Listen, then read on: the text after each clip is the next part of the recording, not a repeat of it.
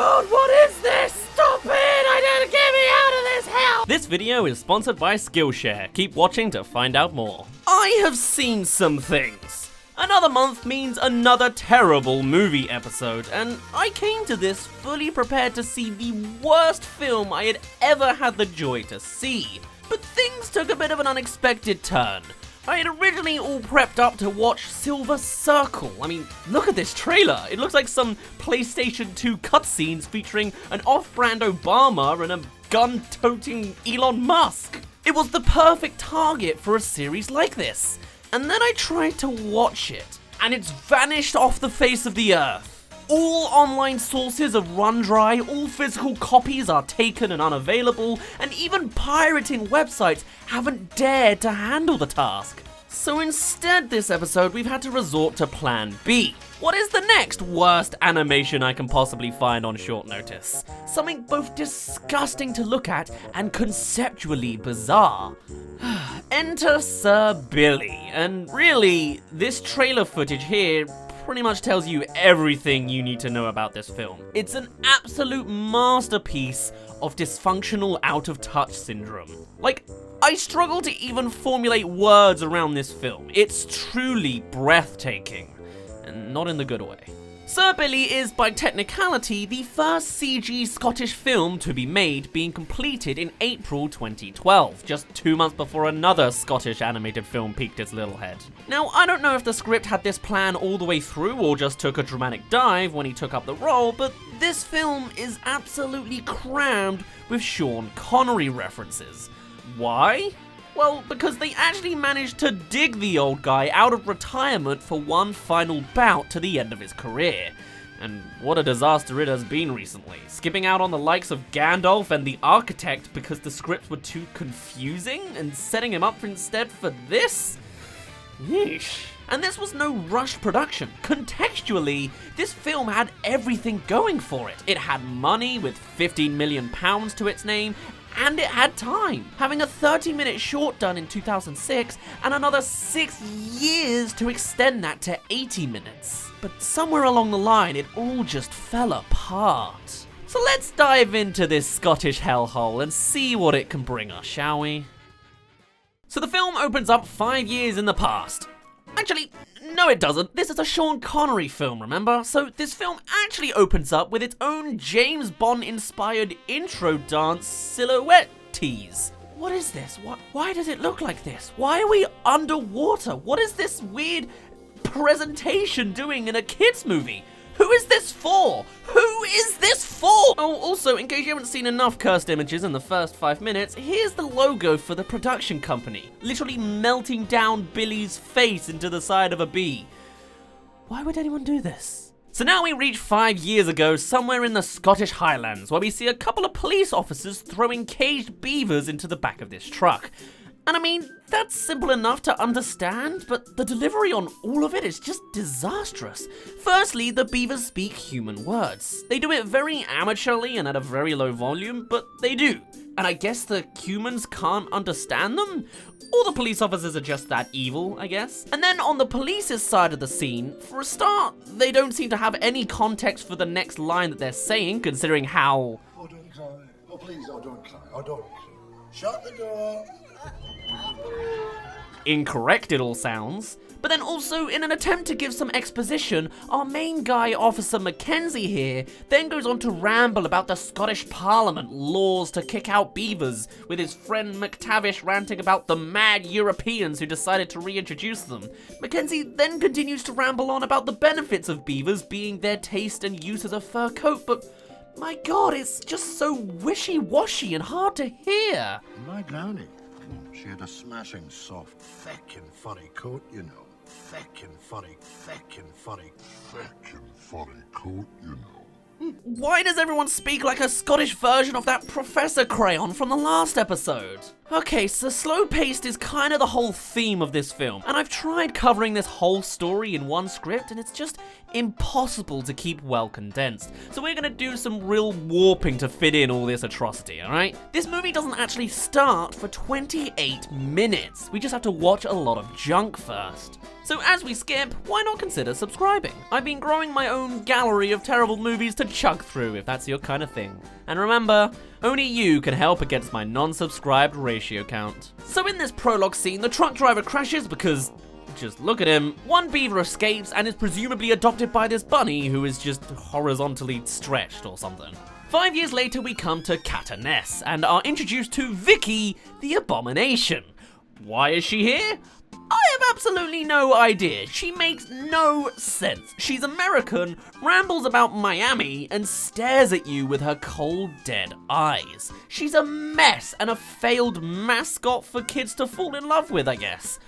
I'm sure we won't be seeing much of her, right? On the ground, we then meet Barry Banjo. He's not relevant. I don't know why he's here either. And what is that character design? Even the Scots have rednecks, it seems. Next up, we meet Patty Turner, a faintly more important character. And for those of you without any eyes, her most prominent character trait and feature is her very on-display set of Americanism shown from her scooter. Why is an American in a Scottish movie? I'll tell you what happens in this scene, but none of it leads to anything. So we'll skip it. Cut to our favorite officer Mackenzie rambling randomly about that beaver 5 years later. And as he's talking, there they are on the other side of the gate for some reason, with a bunny friend. I can't justify why. At the very least, our conflict here is prevalent, but my god, is this delivery just falling flat. You know, I had a whole plan for this video had I had more time. See, I was hoping to bring back green screen elements with a twist by literally modeling some of the worst shots in Blender so that I could physically walk around them. And though I've had a few roadblocks in producing that, I can still tell you about our sponsor, Skillshare.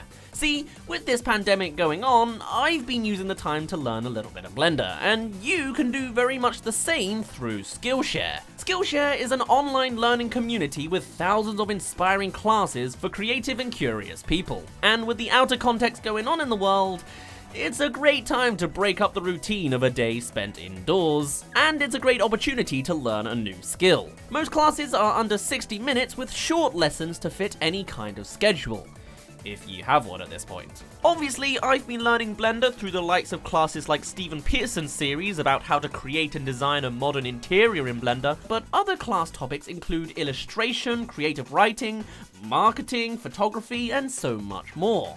Skillshare is incredibly affordable at less than $10 a month with an annual subscription, and the first 1,000 of my subscribers to click the link in the description will get a 2-month free trial premium membership so that you can explore your creativity.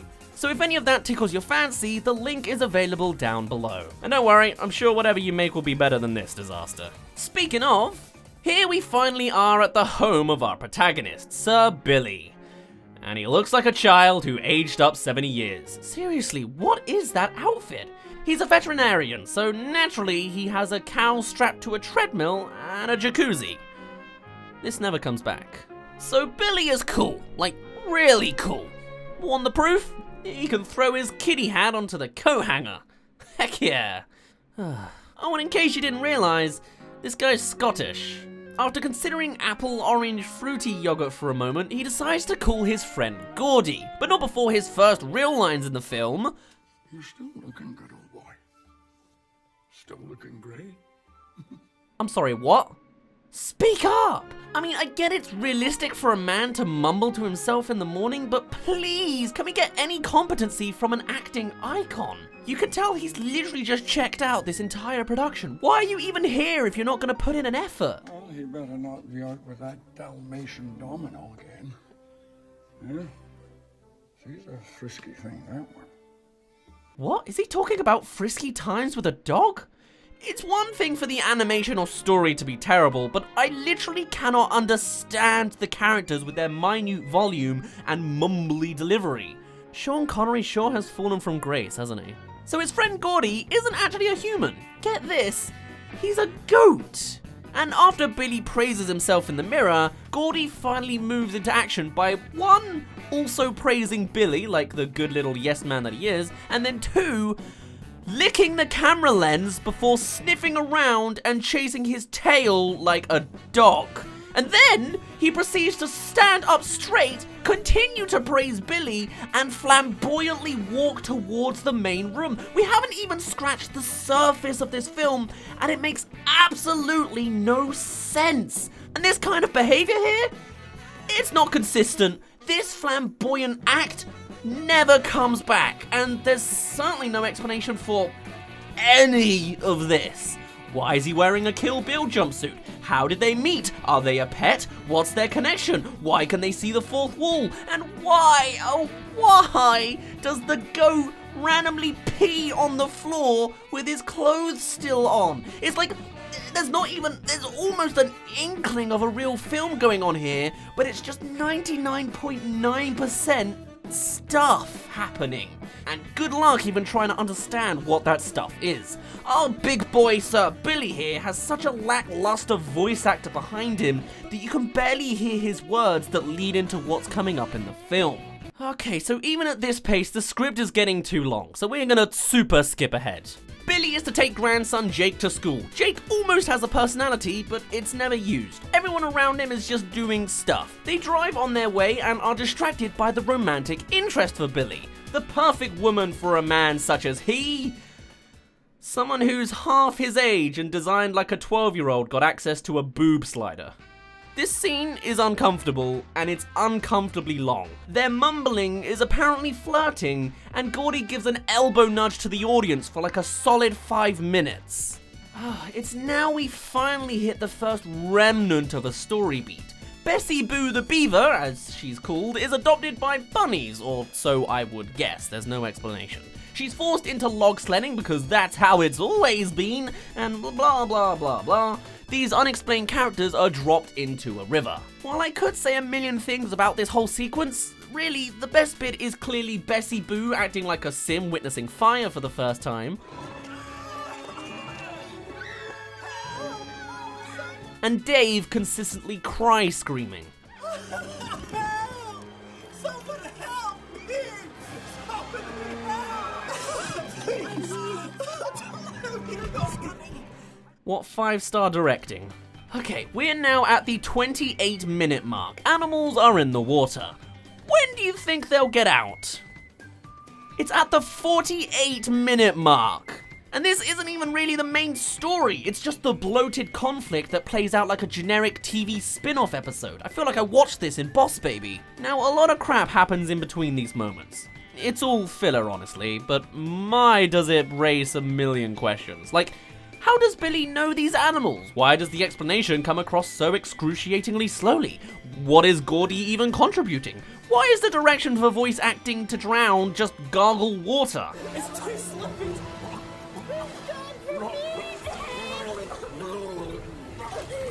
Why is there time for a whole town meeting? Why is Billi threatening a police officer on intuition and getting away with it? Why does Billi have the confidence that he can beat up a younger man? Why call him a coward for doing what you're telling him to do? Why does some magic elixir cure the mother rabbit of almost paralysis? Who are the people who discover Bessie Boo and Dave? His name is Dave, by the way. Why is this film so charged? Why is the dam owner conflict here? They never turn off the slicing turbines unless they did it when I wasn't looking.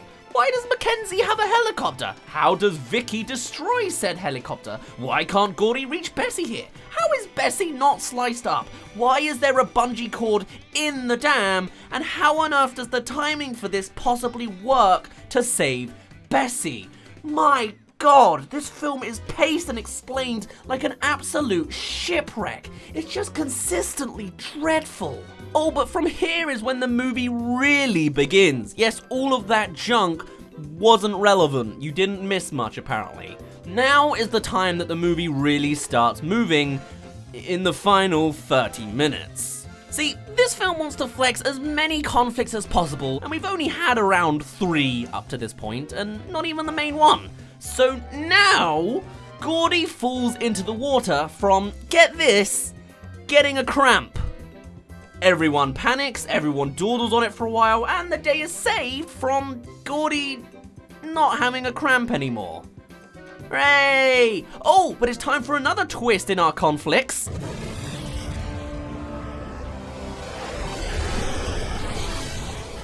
What? Why?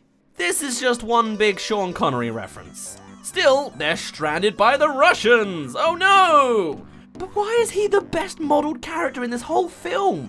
That's not a good track record for the Scots. While everyone all turns to discuss this Russian for the next 10 minutes, Gordy comes up with his resolution by grabbing hold of Vicky's plane by a rope and flying, even though that doesn't save Bessie or any of the other characters on the boat.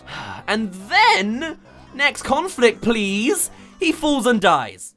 Happy ending, everybody. No, actually, the reality is that Billy saves him with a trampoline that was just standing at his feet, right next to the writer's abandoned integrity. But it's not done yet. He hits his head on the bar, dying. Happy ending, everybody. With everyone sad, Billy then flashbacks to memories of him and Gordy. And while I was watching this sequence, I legitimately searched up whether I was accidentally watching some sequel. But no, this is all just useless backstory jargon, and it really makes no sense at all. Okay, maybe one part makes sense in the whole thing. So the conflict is Gordy might be dead. What we need is Billy's magic elixir that'll apparently fix a stopped heart, right? Oh, but that's right, Vicky's got it. How on earth does Vicky have it? So she throws it down, and who better to do a backflip maneuver than our boy wonder sports fanatic fan, Jake? We totally established his athletic prowess earlier on, right? So they give Gordy the elixir, and it works. Cue the bad ending.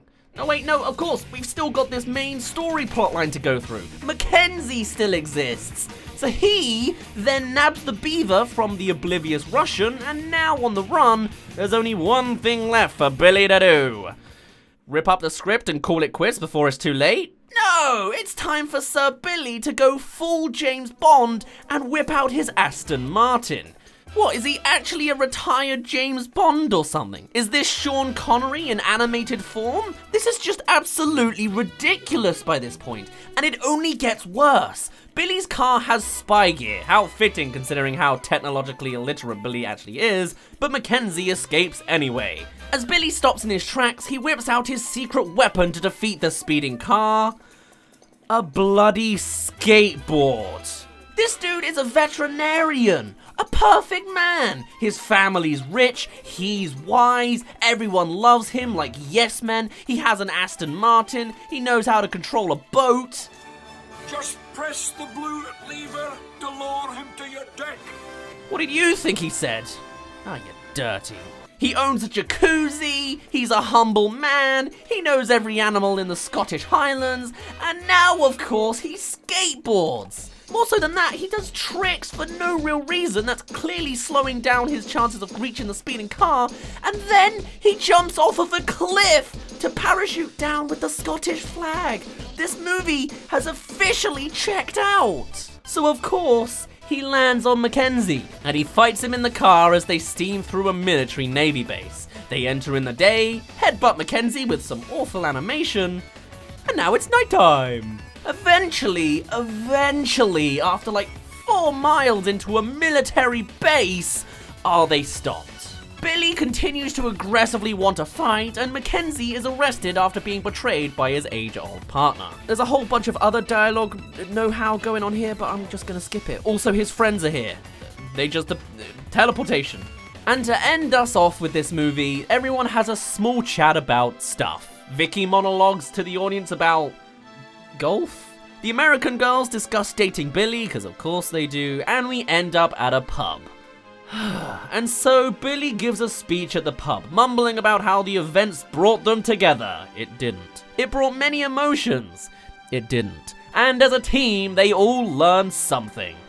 They didn't. Everyone falls head over heels for him. He's called the Guardian of the Highlands. Billy says he's proud of his family despite them doing almost nothing, and he vanishes off with his plastic love interest. But no, not before another James Bond musical number. No, trust me, you don't wanna see any of this. No, stop. Get me out of this watery hellhole. I've already been here once. I don't want.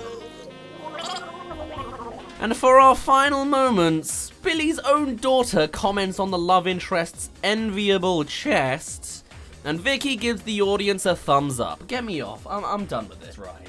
The end. My God. Actually, no. There's still more. In Scotland, there is no God. We've still got the credit scenes, and honestly, this is probably the best part. It's all character clips for some reason. Like, is it scrapped animations? Is it demo clips? Extracts from the original short?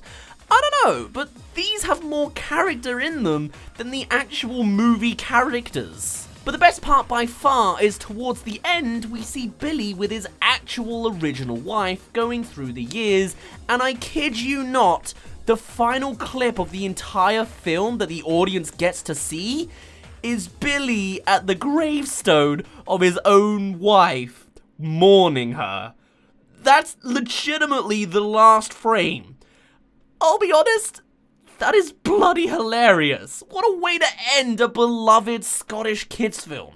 I'm lying, of course, that's terrible, but I couldn't make this up. And that's the end. That's the end of Sir Billy. That's the end of Sean Connery's iconic, misogynistic career. Forever living out this weird, out-of-touch, elderly fantasy of being the idol of town, adored for his wisdom and still having every lady fawning all over him. He ends off rated with the same number that kick-started him up. 007% on Rotten Tomatoes. Or at least, that would be poetic, except he didn't even reach that. It's just 00. Literally 0% on Rotten Tomatoes. That is an actual achievement. Now, I could have told a genuine deconstruction of every beat and forgotten element, because there were just so many. I feel we missed a lot of foundation for connecting the dots, characters appeared and disappeared, finished an arc and were forgotten from then on. Everything felt like it was poorly stitched together and there was no redeeming factors to this 18-minute bloat fest. But honestly, I think this film works best not as a case study, but just as a spectacle. A moment to stop and think, how did someone screw up so bad? Look at how bad all of this is. I could cook up marshmallows on this dumpster fire. Really, this was an opportunity to share with you what is, without a doubt, the worst film I have ever seen. Not just from the animation or the pacing like I was expecting, but the pure lack of coherency or anything that could appeal to anyone. Story fanatics be damned, innocent people be damned, kids certainly be damned, and Scots, even all the pandering doesn't work out for you. This film was made for one man and one man only, and that is the embodiment of Sean Connery himself. In any other context, this film is just a massive disaster piece, and the closer I look, the more all sorts of details arrive that just scream out another terrible aspect of this film. Why is there a Vicky whistle? Why are these basic fonts used? Why does Jake never go to school? What are these background characters doing? Why does everyone have a crappy backlit outline? Why does Gordy have so many dog references? Why the mumble rant about immigration being what's wrong with Scotland? Why does Billy have no wrinkles? Why does Patty Turner keep interrupting the tension to tell faint puns and Sean Connery references? Why is Billy's daughter so present too? Why is the Admiral German? Why is a kids show demonizing the police force? Why are there movie references in the flashbacks? Kids won't get this. And why is Billy some detached god among men with zero character flaws beyond his abysmal voice acting? I'm not gonna talk about this film anymore. I'm done talking about this terrible film. Please, oh please, just make it stop. It could have stopped halfway through and been decent, but it didn't. It could have just been generic and ugly, but it wasn't. It just kept going, digging itself a deeper and deeper grave. And now, my nightmares have plenty of fuel to keep me up at night. Overall, this was a 10 out of 10. Can't wait for the Irish sequel. Sir Patty and the promiscuous adventures of who cares. Just get it off my screen. I really wish I could have seen Silver Circle instead. My name's been Dazz. You didn't really care, and I'll see you in a bit. I think I've sighed enough for a month in this one video. Also, This, I think I've literally lost my voice from this now.